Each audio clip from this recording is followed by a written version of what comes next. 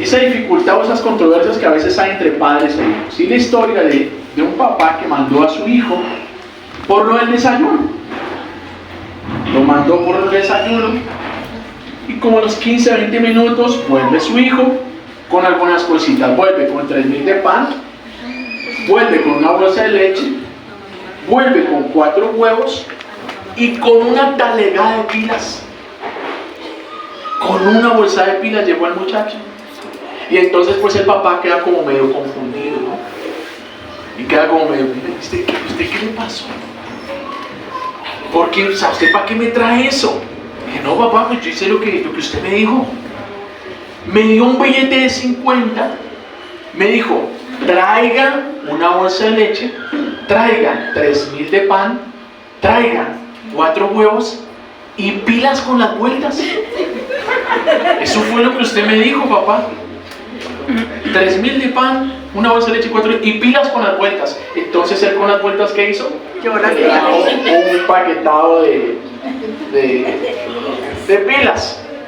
Este hijo, pues claramente malinterpretó las palabras de su papá y lo único que se ganó fue una levantada. No se ganó la felicitación de su papá, sino se ganó una levantada. ¿Por qué? Porque no hizo lo que su papá esperaba de él. Porque las malas interpretaciones siempre producen discusiones. Las malas interpretaciones siempre producen discusiones. ¿Cuántos en algún momento ya se ganaron algún problema porque dicen, no, es que eso no fue lo que yo quise decir? ¿Sí? Algunos en la política dicen, es que sacaron mis declaraciones, las sacaron de contexto. Dicen los políticos, ¿cierto? Dicen, no, pero eso no fue lo que yo quise decir y resultan agarrados. Eso pasa en cualquier relación. Las malas interpretaciones pasan en cualquier relación. Pasan en los matrimonios. En ocasiones llega la esposa y le dice al esposo, le dice, esta noche sí. Sí, de verdad. Él se pone contento. Sí, esta noche sí viene mi mamá. Y él se aburre. Sí. Pasa entre esposas y esposos, pasa entre padres e hijos. Y claramente pasa entre jefes y empleados. Y también pasa en nuestra relación con el Señor. Como en cualquier relación existen las malas interpretaciones. Pero hay una verdad que nos debe quedar clara en esta mañana, amados, y es que debemos evitar malinterpretar a Dios. Debemos evitar malinterpretar a Dios, y esto es demasiado importante. Porque algunos, por no entender bien su voluntad, la voluntad de Dios, terminan desagradando. Porque Dios les está diciendo una cosa y ellos resultan haciendo otra que el Señor no les pidió. Resultamos sin querer trayéndole una bolsa de pilas a Dios, invirtiendo más recursos, desgastándonos, haciendo cosas que Dios no nos pidió, que Dios no nos está pidiendo. Es decir, en muchas ocasiones también Dios nos está llevando, guiando a determinado lugar. En muchas ocasiones Dios nos mete en determinados procesos y como esos procesos no son agradables, terminamos evadiéndolos. Porque pensamos que esa no es la voluntad de Dios. Y resulta que en ocasiones sí es la voluntad de Dios. A veces oramos por determinado trabajo, ¿cierto? Y nos ilusionamos tanto y se abre la puerta de ese trabajo, una excelente empresa, y llegamos allá y damos con un supervisor, y damos con un jefe. Y mejor dicho, decimos, no, esto no es del Señor. Esto no es de Papito Dios que me esté tratando tan mal. Y en ocasiones resulta que sí. Entonces la pregunta es, ¿cómo nosotros podemos dejar de malinterpretar a Dios, tener esa sintonía con Él? ¿Cómo podemos evitar esos malos entendidos? Porque esto pasa muy seguido, sobre todo cuando la palabra nos dice una cosa, pero la realidad que experimentamos es diferente. Eso nos confunde. Que la palabra nos anuncia una cosa, pero la realidad que nosotros estamos experimentando es otra. Eso genera confusión en nuestra relación con el Señor. Por eso es que el Espíritu Santo en esta mañana nos tiene un mensaje titulado Alineados con su voluntad. alineados con su voluntad.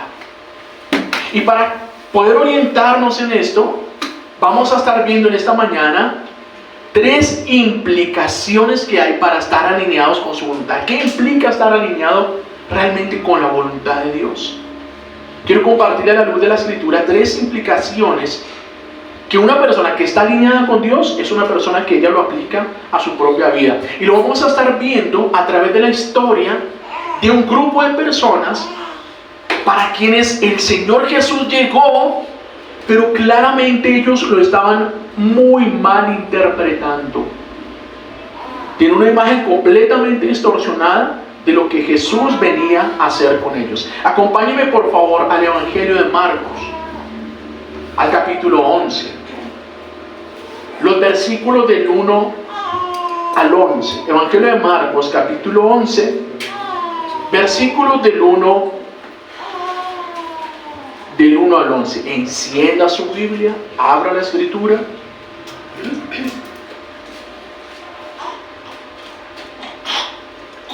Dice así la palabra del Señor, en la Nueva Versión Internacional.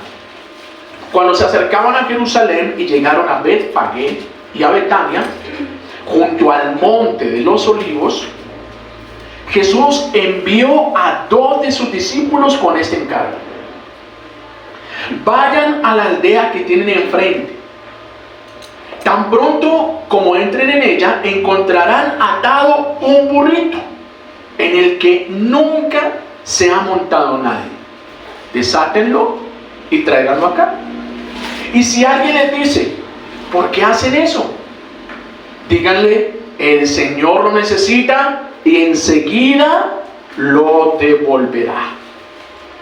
Fueron, encontraron un burrito allá afuera en la calle, atado a un portón y lo desataron. Entonces algunos de los que estaban allí preguntaron, ¿qué hacen desatando el burrito? Ellos contestaron como Jesús les había dicho y les dejaron desatarlo. Lo llevaron pues le llevaron pues el burrito a Jesús. Luego pusieron encima sus mantos y él se montó. Muchos tendieron sus mantos en el camino. Otros usaron ramas que habían cortado en los campos. Tanto los que iban delante como los que iban detrás gritaban, ¡Hosana!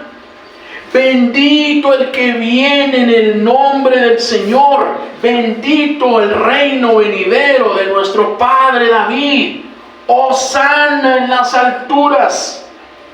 Jesús entró en Jerusalén y fue al templo. Después de observarlo todo, como ya era tarde, salió para Betania con los 12. Amén y amén. Que el Señor bendiga su palabra en esta mañana. Oremos por favor al Señor en este día. Bendito Dios,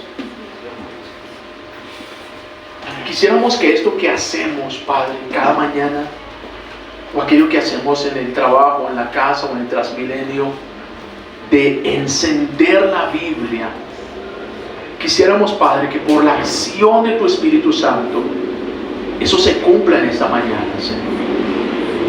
Que tu palabra sea iluminada a nuestros ojos para que podamos entenderla. Que la luz de tu Espíritu Santo nos haga entender tu voluntad, tus dichos, y nos permita alinearnos con ella, Señor. Conocer tu voluntad y alinearnos con ella es nuestro deseo en esta mañana. Por favor, Espíritu Santo, haz esta obra al interior de nuestro corazón. Responde a la necesidad de tu iglesia. Contesta sus preguntas en este día, Espíritu Santo. Te lo ruego en el nombre del Señor Jesús. Amén y amén. Muy bien, ¿de qué se trata esta historia que acabamos de leer en esta mañana? Este texto es el que da fundamento a la celebración del Domingo de Ramos, esa tradición de la Iglesia Católica donde se agitan palmas. Bueno, ya casi ni se hacen ramos, ¿no? Eso como que ya casi ni lo hacen, algunos llevan algunas maticas o bueno, otras cosas, pero hace algunos años todavía se levantaba el ramo y era conmemorando esta situación o esta historia de la entrada triunfal de Jesús en Jerusalén. Ya el Señor está llegando a vivir su última semana, la semana que nosotros conocemos, la Semana Santa, semana de pasión, de muerte y de resurrección. Entonces, Él está llegando a Jerusalén y lo vemos dándole a sus discípulos unas instrucciones muy claras, pero también unas instrucciones medio extrañas. Dice el versículo 1 y 2, cuando se acercaron a Jerusalén, llegaron a Betfagé y a Betania, junto al monte de los Olivos, Jesús envió a 2 de sus discípulos con este encargo: vayan a la aldea que tienen enfrente, y tan pronto como entren en ella, encontrarán atado un burrito en el que nunca se ha montado nadie. Desátenlo y tráiganlo acá. Entonces, uno inicialmente, ¿qué podría haber interpretado? El vecino siempre parquea la moto allá al lado, venga, vayan a la cojan y me la traen. ¿Sí? Inicialmente uno podría haber interpretado eso, ¿cierto? Pero como por si las moscas, para evitar malos entendidos, el Señor continúa diciéndoles, el Señor les explica. Y si alguien les dice, ¿por qué hacen eso? Díganle, el Señor lo necesita y enseguida lo devolverá. Así que Jesús les está diciendo a sus discípulos: tranquilos muchachos, no hay que hacerle la vuelta a nadie, ¿sí? Esto solamente es un préstamo. Si les preguntan, digan que tranquilo, que el Señor lo va a devolver. Ahora, lo interesante de la historia, lo tremendo de la historia, es que todas las cosas suceden tal cual el Señor se lo dijo. Como el Señor les había dicho, exactamente así sucedieron. Dice el versículo del 4 a 6, fueron, encontraron un burrito en la calle, estaba atado a un portón, lo desataron. Entonces algunos que estaban allí les preguntaron: ¿qué hacen desatando el burrito? Y ellos le contestaron, ¿cómo le contestaron? Como Jesús les había dicho. Y las personas lo dejaron desatarlo. No les pusieron problema. Tremendo. ¿Quién suelta fácil las cosas? Nadie. ¿Ah? Nadie, ¿cierto? Y esto nos habla de ese primer requisito para poder estar alineados con la voluntad del Señor. Y es que necesitamos, para alinearnos con la voluntad de Dios, necesitamos confiar en lugar de dudar. Confiar en lugar de dudar. Una persona alineada con la voluntad de Dios es una persona que confía en lo que Dios le ha dicho. Y eso es lo que están haciendo ese par de discípulos. Confiaron en la instrucción del Señor, aunque esta instrucción realmente era riesgosa. ¿Cuál era el riesgo? Es que ¿cómo así que yo voy allá, me encuentro el burrito? ¿Cuál era el riesgo? Que llegaran allá y saliera el vecino y saliera con el machete en mano. ¿Qué? ¿Ustedes para dónde van? ¿Cómo así? ¿Qué es lo que están haciendo ahí? ¿Cuál era el riesgo? Que los acusaran con los guardias romanos, que les echaran la guardia romana. ¿Cómo? Policía, esta gente viene a robarme, se está robando mi burro, ¿sí? ¡Cójanlo! Esa era el riesgo de ser avergonzados, de ser acusados que algo. Entonces lo que el Señor les estaba diciendo no era tampoco tan sencillos. Porque en ocasiones el Señor pide cosas para nosotros que no son tan fáciles, que no son tan sencillas. Y debemos tener en cuenta esto, amado, para no malinterpretar al Señor. ¿Por qué muchos malinterpretan al Señor? Porque es que por lo menos la gente de afuera está convencida que Dios existe solamente para darnos cosas. Que Dios está para darles cosas. Y por eso solo buscan a Dios cuando necesitan algo. Porque Dios está para darnos las cosas. Y por eso solamente tienen al Dios bombero. Necesitan algo, vienen y se acercan, lo buscan porque Dios está para darnos. Y sí, Dios es la fuente de todas las cosas. Pero ese Dios que da generosamente, también es un Dios que pide. Y también es un Dios que exige. Y eso necesitamos tenerlo completamente claro. Y el Señor no pide cualquier cosa, el Señor pide lo mejor. Y eso era lo que estaba pidiendo, porque él está diciendo, tráigame un burrito sobre el cual nadie se ha montado. Esos animales que no habían sido montados, que no habían sido puestos a trabajar, eran animales valiosos y eran animales especiales para los sacrificios. Por ejemplo, los animales que se traían para el sacrificio tenían, número uno, pues claramente no podían tener defecto, pero no podía ser el buey viejo que ya trilló, que ya trabajó mucho tiempo. Eran animales que no se han sido utilizados para carga, para trabajos, no. Porque era un concepto que habla de pureza, como en el caso de la virginidad. Una mujer virgen es considerada pura, ¿sí? No ha iniciado su actividad sexual. Lo mismo se consideraba con los animalitos. Ese no ha trabajado, es un animal puro, es un animal especial. Y ese era el burrito que tenían allá atado. No era un animal cualquiera. Y ese es el animal que Jesús pide. No traigan cualquier burro. Traigan ese burrito sobre el cual nadie ha montado. Dios pide lo mejor. Dios pide cosas que son valiosas para nosotros. ¿O cómo crees que fue la petición de Dios a Abraham? Dame a tu hijo. Y no solo a tu hijo, dice, bueno, tengo 10, tengo 12, escoja cuál. No, dame tu hijo, el único que tienes. Ese que tanto amas, dame tu hijo. Dios pide lo mejor y Dios pide cosas que no son tan fáciles.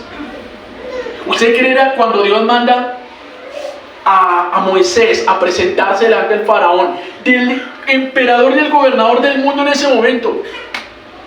Vaya allá y amenácelo en mi nombre y dígale que si no, dígale al faraón que suelte todos los esclavos, porque si no, entonces Dios va a enviar plagas. ¿Eso era tan fácil? Señor don faraón, que para ver si suelta a los esclavos y a todos, ¿eso es fácil? Y por eso vaya allá y amenácelo. Por menos le cortaban la cabeza a las personas. Eso que Dios pide realmente no era fácil. Vaya y coja el burro del vecino. Eso es fácil. No es fácil lo que el Señor pide. Entonces, amados, no podemos llegar a malinterpretar al Señor pensando que la vida de fe es una vida sin demandas. Porque la vida de fe es una vida con demandas, con exigencias. La buena noticia del Evangelio trae bendiciones, claro que hay bendición, pero la buena noticia del Evangelio también trae demandas. También hay cosas que Dios exige. La pregunta es, ¿cómo reaccionamos a las demandas de Dios? ¿Cómo estamos respondiendo a lo que Dios nos pide? ¿Cómo le estamos respondiendo a las exigencias del Señor? Porque es que el punto es que como Dios muchas veces pide cosas que para nosotros son difíciles, la primera tentación es no hacerlo, dudar al hacerlo, porque no son fáciles, porque son difíciles.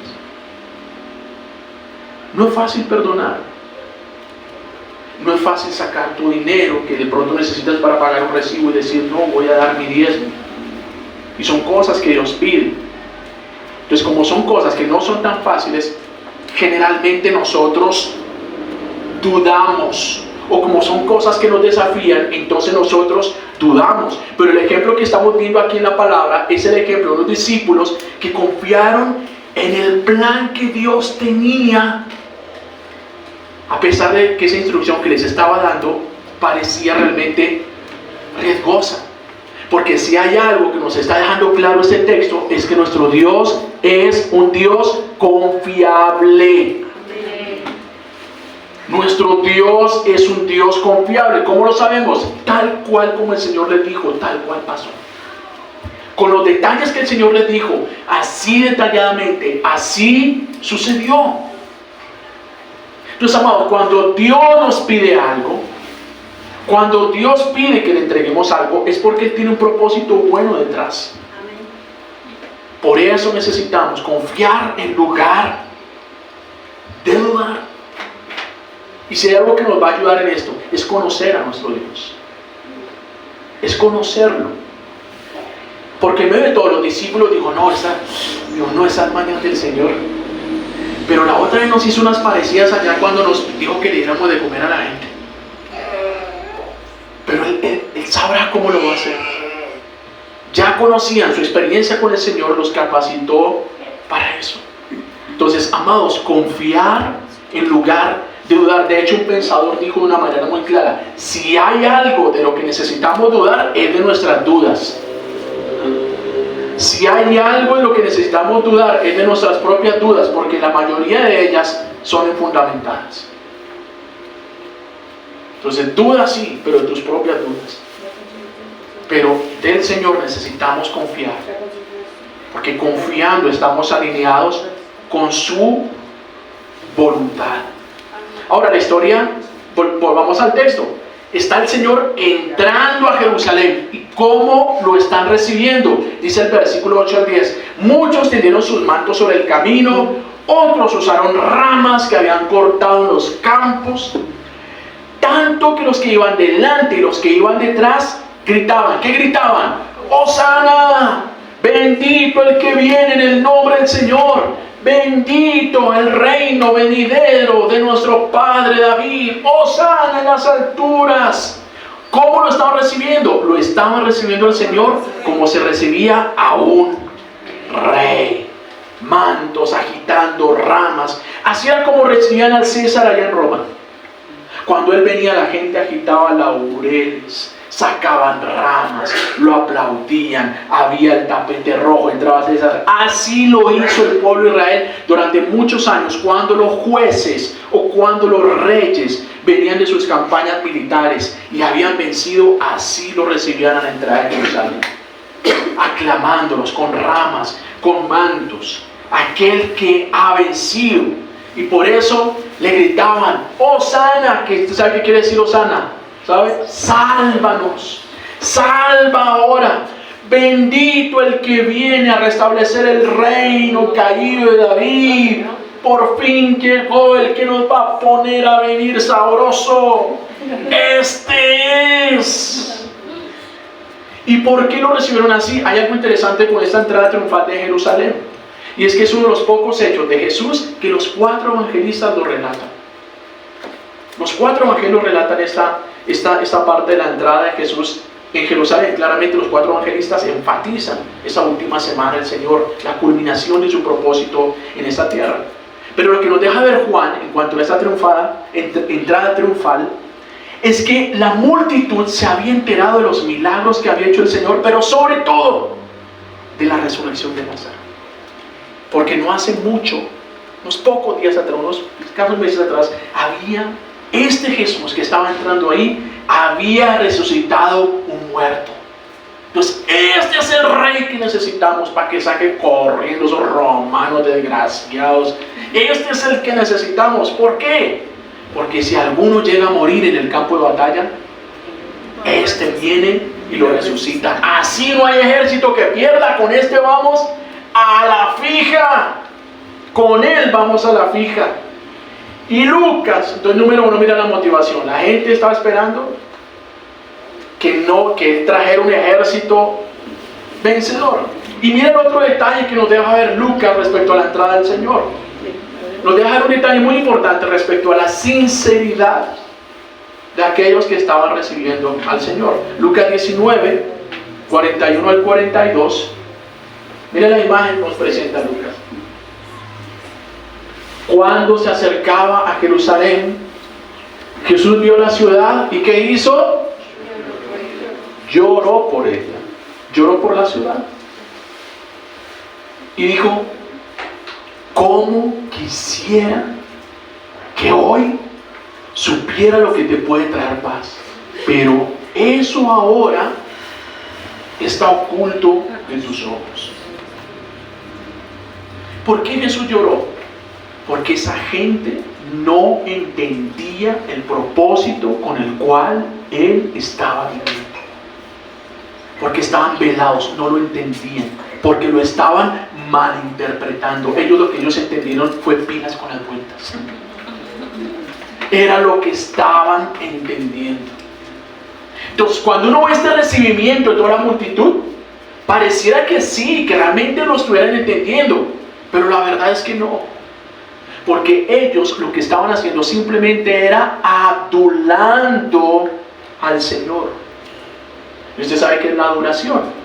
La adoración es una alabanza o un reconocimiento exagerado a una persona con fines interesados. Es alabar, exaltar a una persona para que le hagan un favor. Jefecito, jefecito. ¿Quién es ese jefecito tan lindo que me da permiso este martes y miércoles santo? ¿Quién es ese jefecito tan lindo que me da ese? ¿Eso qué es? Adulación. Es reconocimiento con fines interesados. Y claramente la adulación no es la voluntad de Dios. Por eso es que en segundo lugar, para alinearnos con la voluntad de Dios, necesitamos adorar en lugar de adular. Necesitamos adorar en lugar de adular, porque Dios no busca aduladores. Dios no quiere gente que lo busque por interés. A Dios no le interesa esa gente. Dios busca adoradores, y adoradores en espíritu y en verdad. Y la verdadera adoración, aunque contiene expresiones de alabanza y de reconocimiento y de exaltación, la verdadera adoración es mucho más que eso. Recordaba esta semana una de las frases del doctor Billy Graham, tremenda, que decía: adoración no es la música que cantas, ni la forma como cantas. Adoración es la vida que llevas cuando la música deja de sonar. Eso es adoración. No es la música que cantas, ni cómo cantas. ¿Sí? Es la vida que tú llevas cuando la música deja de sonar. Eso es adoración. Ahora, ¿cómo diferenciar a un adorador de un adorador? ¿Cómo hago para saber si es un adorador o si simplemente es un adorador? Número uno, el adorador ha hecho de Cristo su Señor y por eso le obedece. El adorador es alguien que obedece a Dios. Y aquí vemos, en medio de esa multitud había aduladores, pero también había adoradores. ¿Y quiénes eran esos adoradores? Los discípulos, que hicieron todo tal cual como el Señor les había dicho, con los detalles que el Señor les dijo, así tal cual. Y cuando les preguntaron, ¿qué dice ahí? Les preguntaron y respondieron tal cual como el Señor les había dicho. Esos son adoradores. Eso es lo que dice Juan capítulo 14, versículo 21. Juan 14, 21 dice: ¿quién es el que me ama? ¿Quién es el que me adora? El que hace suyos mis mandamientos y los obedece. Y el que me ama, mi Padre lo amará, yo también lo amaré y me manifestaré para él. El que obedece al Señor, ese es el que adora. Eso es lo que un papá espera a sus hijos. De nada nos sirve el hijo, papito tan lindo, pero todo lo que le pide el papá nunca hace caso el chino de rey. ¿Eso es agradable? Claramente que no es agradable para el Padre. Entonces, el adorador, ¿por qué obedece? Número uno, porque ama. Y número dos, porque ha reconocido a Jesús como su Señor. Porque ha hecho de Jesús su Señor. Reconoce la autoridad de Jesús.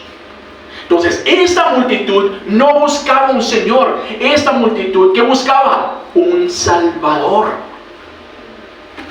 No nos interesa un Señor, nos interesa un Salvador. Alguien que nos ayude en la crisis. Alguien que nos ayude en la crisis, pero que no se meta con mi estilo de vida. Que me deje seguir viviendo como yo quiero. Pero que me ayude cuando estoy enfermo, que me ayude cuando estoy sin plata, que me ayude cuando estoy peleado con mi familia. No me interesa un Señor. No me interesa a nadie que me venga a decir cómo es que yo debo vivir. Porque yo necesito a alguien que me ayude, pero quiero seguir rumbeando, quiero seguir viviendo mi vida. quiero seguir con mis vicios, porque es mi vida. Mi vida. No necesito un Señor, necesito un Salvador. Entonces, esa multitud no buscaba un Señor, lo que querían era un Salvador. Amado, pero si Jesús no es tu Señor, tampoco es tu Salvador. Si Jesús no es tu Señor, te aseguro que tampoco es tu Salvador. Si no es el Señor de tu vida, es porque muy posiblemente no eres salvo. Y eso debería preocuparnos.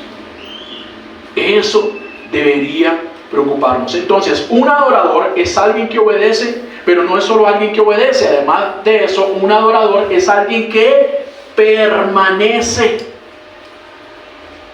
¿Por qué? Porque el adorador, cuando dejan de darle lo que está buscando, cuando ve algo que no le gusta, entonces se aparta y se va.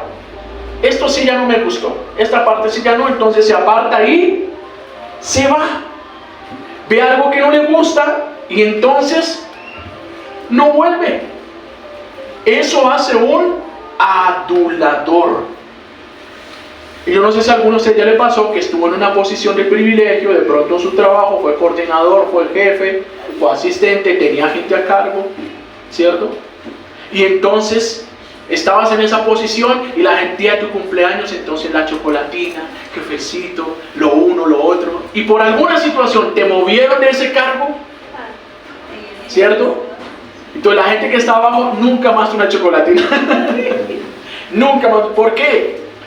Porque era un interés. Entonces, como ya no me das lo que yo necesito, yo me voy. Porque ya no me das lo que yo necesito. Y el adorador permanece.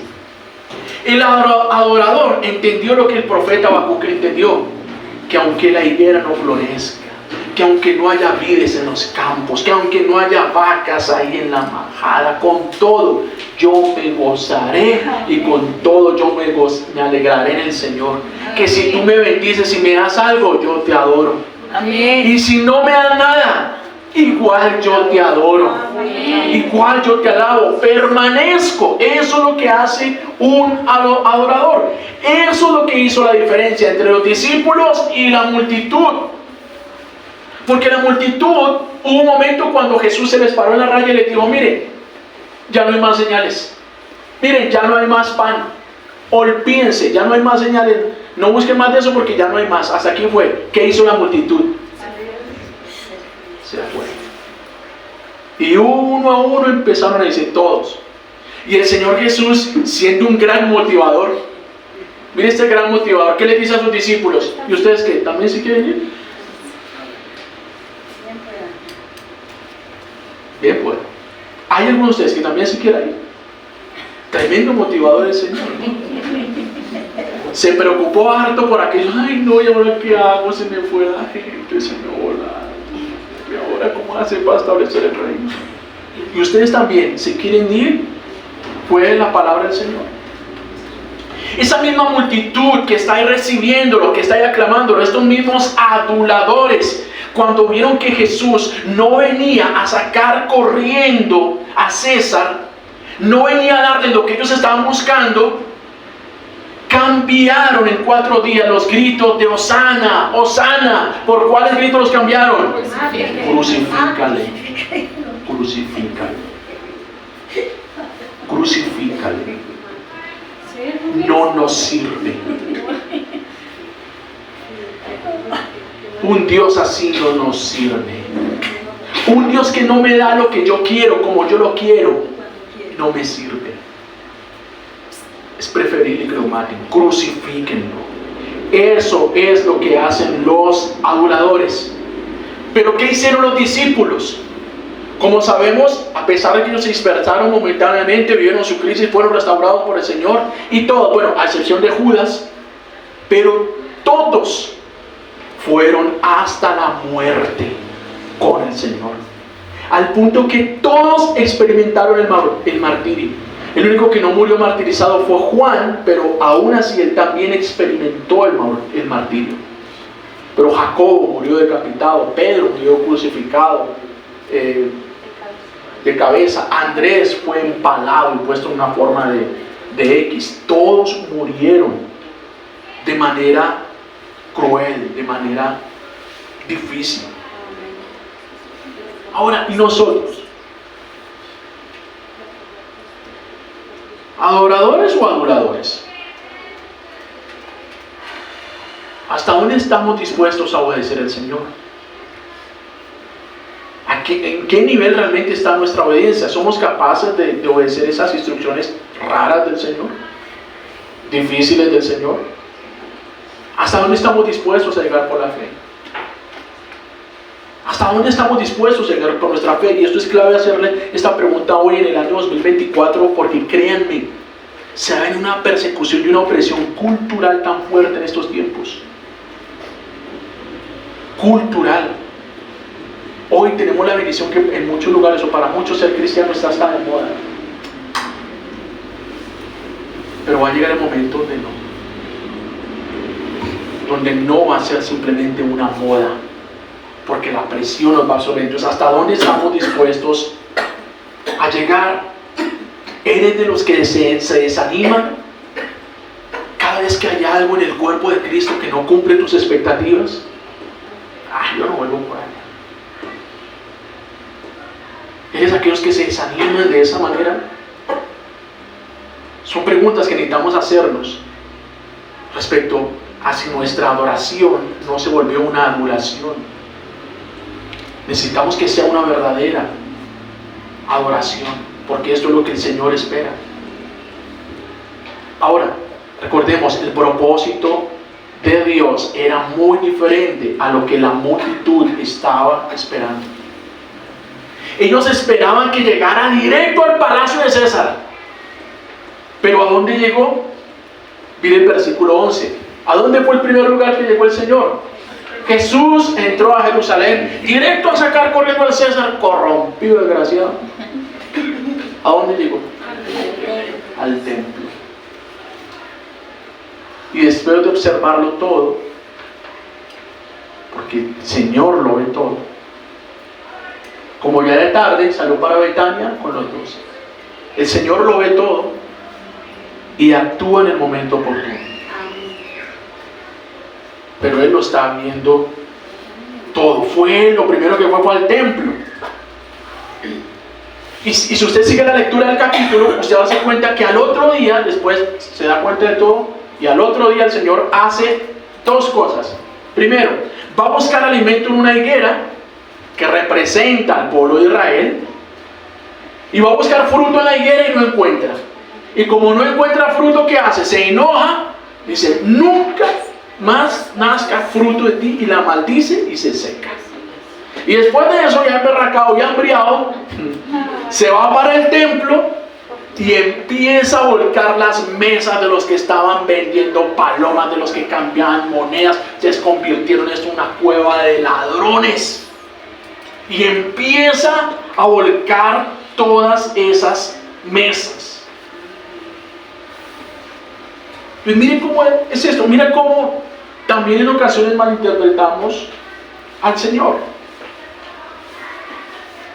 Porque a veces la expectativa que tenemos, y eso nos pasa especialmente en nuestros primeros días con el Señor, muchos tienen la idea de que ahora que estoy empezando a buscar a Dios, entonces ahora todos los problemas se me van a solucionar de manera automática. Encontré el Salvador, entonces todo ahora sí, todo va a funcionar bien. Ahora sí va a llegar la plata, no voy a estar enfermo, ahora sí voy a arreglar este problema que tengo allá en la casa.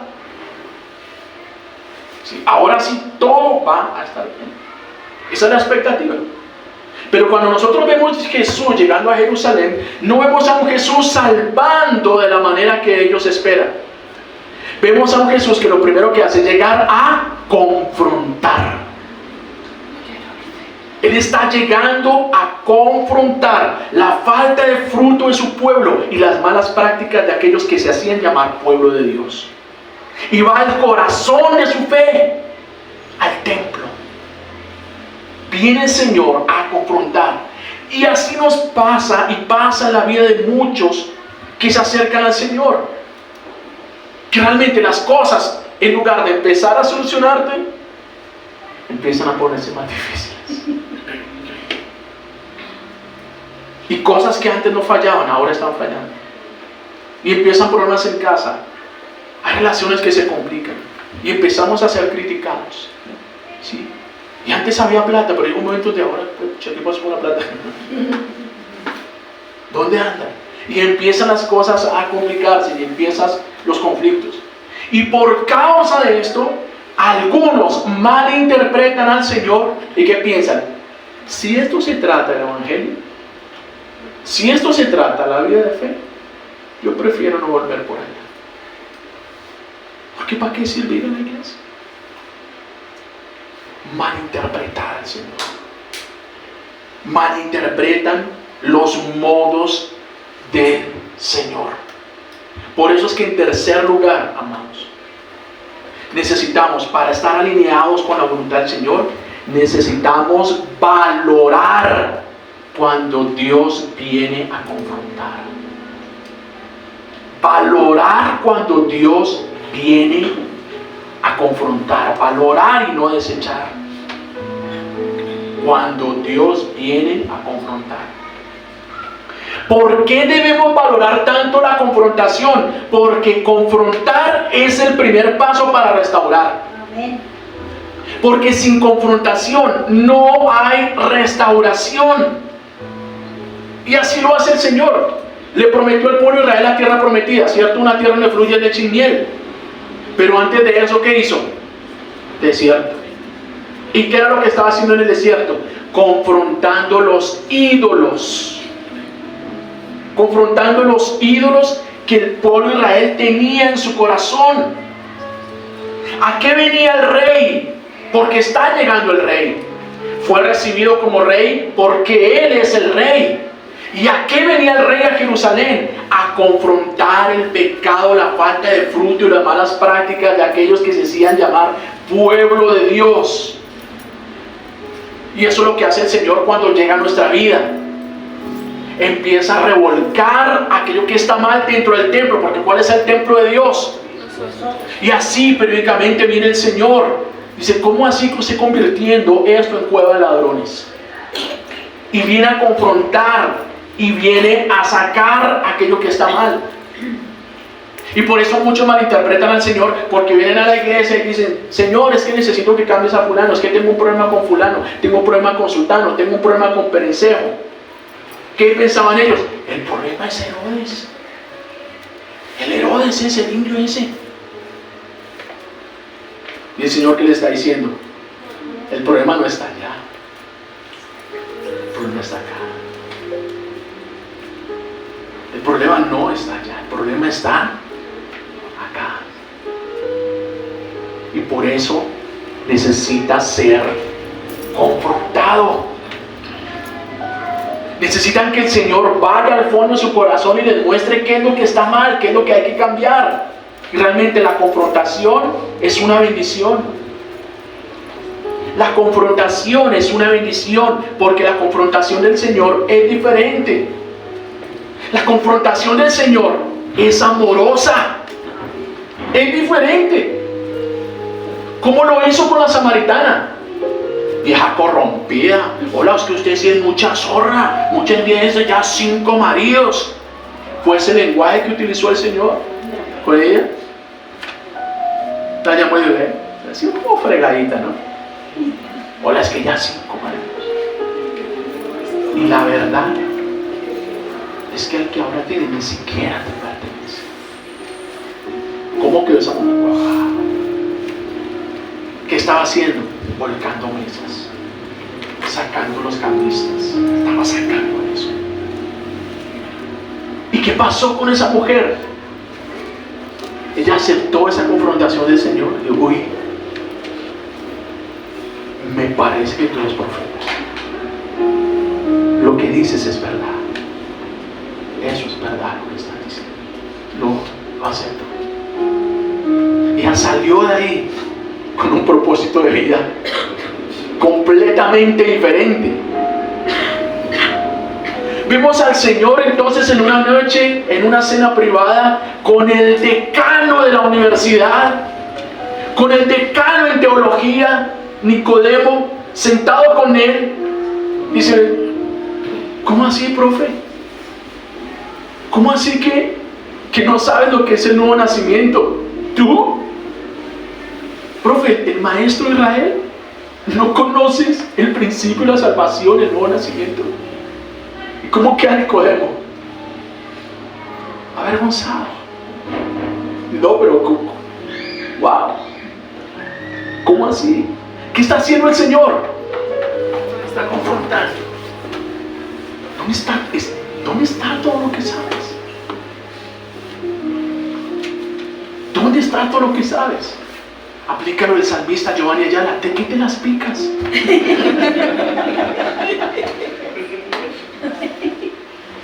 ¿Dónde está todo lo que sabes? ¿Dónde está tu conocimiento? Y a veces nosotros estamos así tan convencidos que somos eso, aquella otro. El Señor viene, nos confronta. Ahora, ¿cómo salió ese Nicodemo? Amando al Señor. Tanto así que junto con José, siguiendo al Señor, tanto así que junto con José de Arimatea, se ocupa del cuerpo de su Señor, de su Salvador. ¿Por qué? Porque lo amaba, e hizo todo en el concilio y en el Sanedrín para retrasar cualquier daño que puedan hacer. Él intentó mover todas las fichas, porque él había sido confrontado y él había sido restaurado. Y él había sido restaurado. Ahora, es como cuando el maestro o el mecánico encuentra una máquina vieja, encuentra una pieza oxidada porque está ya metida, la dejaron a la luz, a la intemperie, al sol y al agua, y está corroída, está llena de óxido, y saca esa pieza y empieza a limpiarla con ácido muriático, y con un destornillador o un puntero a quitarle las costras, ¿cierto? Si esa pieza pudiera hablar, ¿qué decía? ¿Qué diría? Hola, pasito. Ay, así no. Ay, ay, ay. Pero ¿qué está pensando el mecánico? Necesito reparar esto. Necesito restaurar esto. Lo lava, lo limpia, lo aceita. Cuando lo vea ya funcionando otra vez. Qué bien. Pero lo primero, y eso hace la confrontación con nosotros: raspar, incomodarnos. Por eso, amado, valore a aquel que dice la verdad, valore a aquel que le incomoda, no aquel que solamente le está sobando el brazo. Valora aquella predicación que señala tu pecado, no simplemente que te dice aquello que tú quieres escuchar. Valora eso, amado, porque tanto Nicodemo como la samaritana fueron restaurados. Pero a diferencia de ellos, una gran multitud de fariseos que se perdieron la salvación del Señor, se la perdieron. ¿Por qué? Por su orgullo. Porque no fueron capaces, como Nicodemo, de decir: ¿usted qué es lo que quiere enseñarnos a nosotros? ¿Usted con quién estudió? ¿Usted? ¿Qué viene a enseñarnos a nosotros? Fue el orgullo lo que los privó de la salvación. Claro que el Rey viene.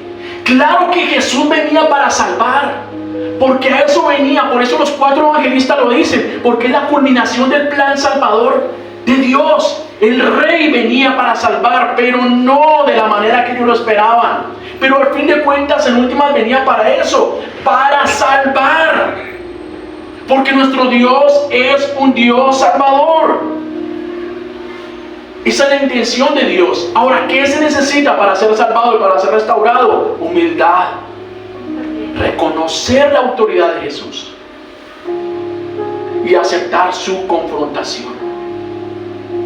Reconocer su autoridad y aceptar su confrontación.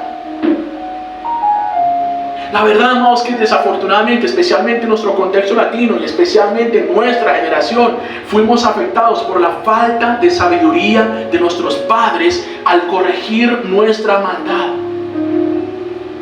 Porque ellos, en su ignorancia, utilizaron su autoridad de una manera destructiva o dañina. Tomaron su autoridad paternal e hicieron daño con ella. La tomaron de una manera dañina. Se sobrepasaron. No nos hicieron entender nuestro pecado. Simplemente nos pegaban y ya. Y uno no tenía derecho ni siquiera a refutar. Lo hicieron mal. Pero nuestro Padre Celestial no es así. Él usa su autoridad no para dañar, sino lo usa para restaurar. Él usa su autoridad, pero no lo hace de una manera agresiva. Él no lo usa de una manera violenta. Él lo hace con humildad. Lo hace con humildad. Mira qué Dios extraordinario. Rey todopoderoso. Rey grandioso y corona de gloria, pero todo humildad. Porque el rey no nace en un palacio, no nace en Jerusalén. El rey nace en una vereda. El rey nace en un pesebre. El rey no llega en un corcel con una espada en su cinto y una corona. No, el rey llega en un burrito.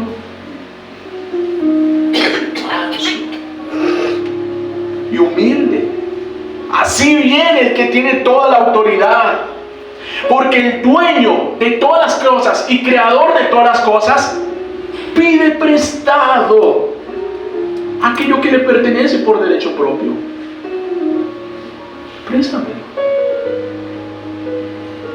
El rey pide prestado aquello que es suyo. Y con toda la autoridad del gobierno que tiene, dice: necesito esto y esto y esto y dámelo. Podría hacerlo y tiene derecho y la autoridad de hacerlo. Pero el rey, nuestro rey, él pide prestado. Dice: dámelo. Yo te lo voy a devolver. Porque el rey del cielo, nuestro rey, no es como los gobernantes de este mundo que buscan exprimir a la gente para quitarles lo poco que tienen.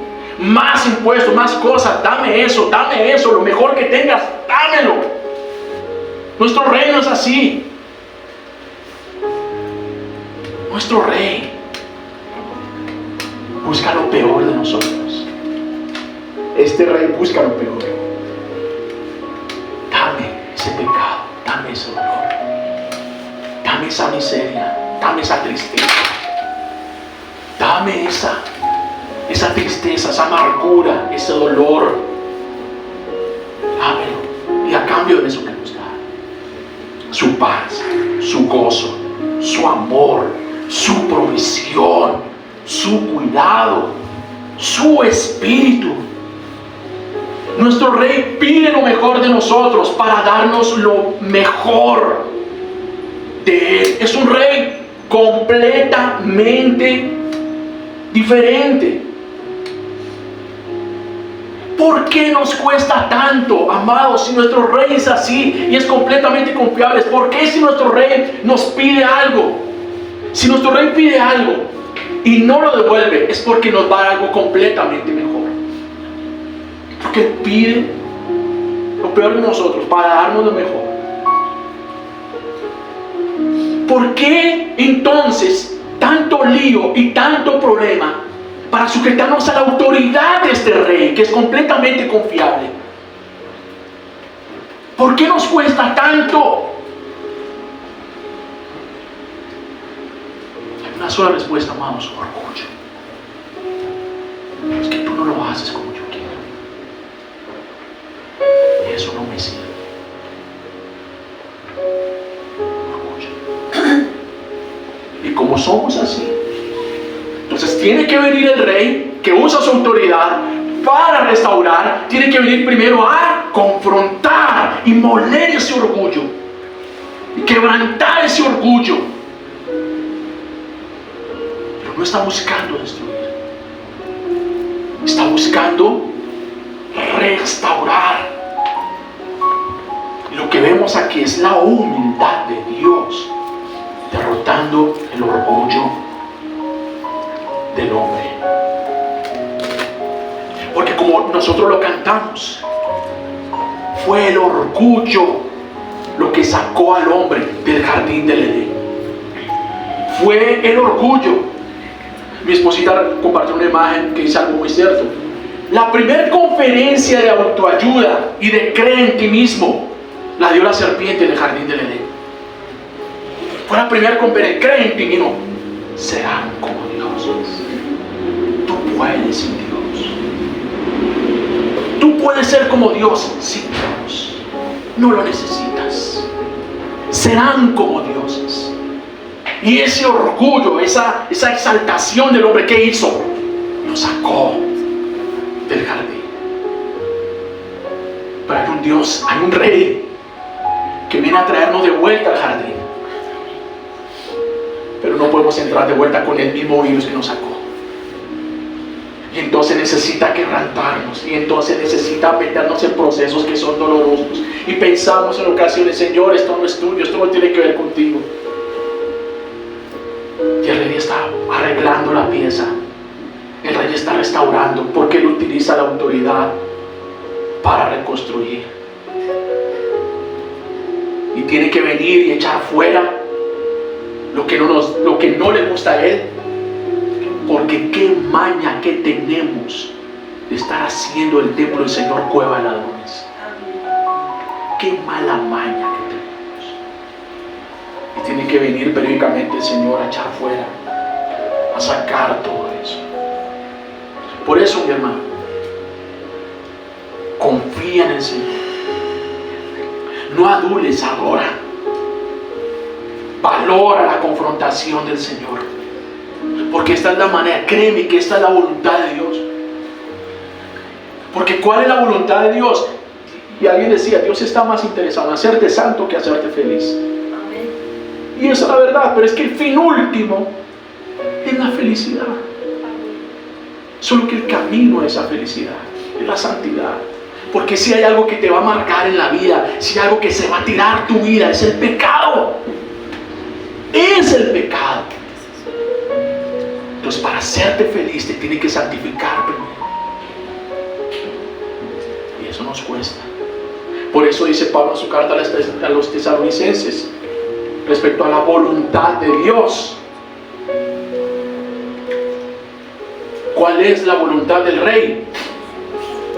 Que sean santificados y que se aparten de la inmoralidad sexual, que se aparten de todo aquello que es pecaminoso.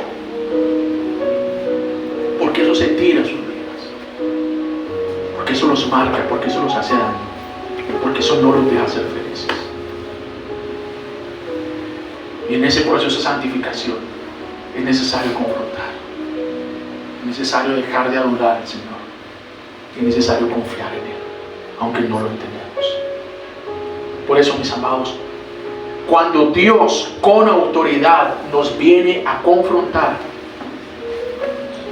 está pensando en nuestra vida restaurar.